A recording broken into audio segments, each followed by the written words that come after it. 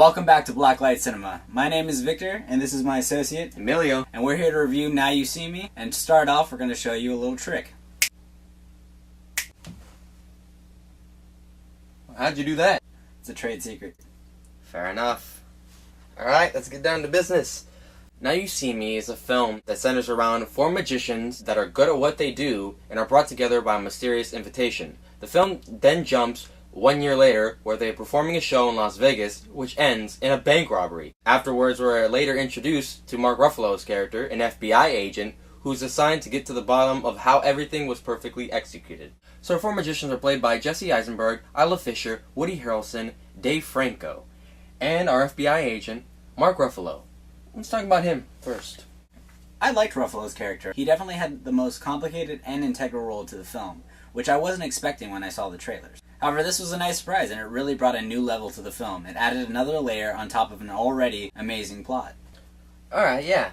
How about Mark Zuckerberg? Jesse Eisenberg. Okay, Jesse Eisenberg. I really can't say that I'm a big fan of Jesse Eisenberg. There's something about his demeanor that just turns me off. Woody Harrelson does make a few quips about Jesse Eisenberg's character being kind of an arrogant jerk, and it really just did solidify the fact that I do not care for Jesse Eisenberg. However, that being said, I really did enjoy his performance in this film. Which leads us to Woody Harrelson's character. How do you feel about him?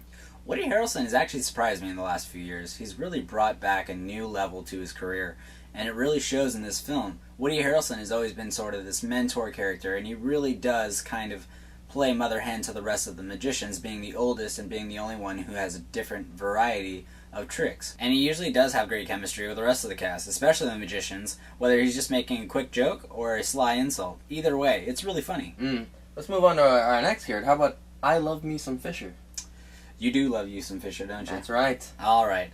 Isla Fisher plays a great character in this film. She really did have the weight on her shoulders as far as being in almost an all-male cast. The most of her dynamics take place between Woody Harrelson's character and Jesse Eisenberg's character, and to both she plays very well. She does a great job really selling her performance in here and kind of just being the main attraction of each show, even though each magician does really play their own part. And last but not least, are riding on the coattails of his older brother James Franco, Dave Franco. Dave Franco. Dave Franco character actually has a very interesting part in this, as he's the youngest magician of the four, and yet he also is the one looking to make a name for himself as well among the others. However, his character kind of takes a sideline to the other three magicians, as his parts are really cut down a little bit in this film. That being said, we do really get to enjoy Dave Franco's performance, as he does really show a committed side to himself in this film, and the film really does benefit from his performance. In addition, we'd like to shine a light on the French actress that plays the Interpol agent that works with Mark Ruffalo's character. Though her name escapes me at the moment, she does play a very interesting part in this movie, and she will catch the eye of any guy who walks into this film, so that's always a bonus. Hard to understand? Yeah, but like my cohort said, she will catch your attention. So, overall, I really did enjoy this movie. Did you enjoy this movie? Yeah, it kept me on the edge of my seat, and I definitely would award it 3.5 black lights. I think that's what it scored on my scale as well.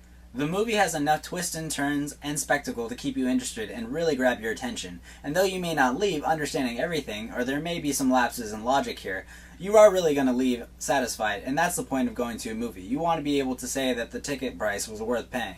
So before we go, let us know what you thought about the film. If you've seen it, if you haven't, go see it, then come back and talk to us. Are there any other illusionist movies worth seeing? The Prestige. If there are, comment below, let us know, and we'll get back to you. Alright guys, thank you for watching again. We hope our next review comes soon, and feel free to stop by the movies. And before you go, we'd like to show you one last trick. Now you see us? And now you still do.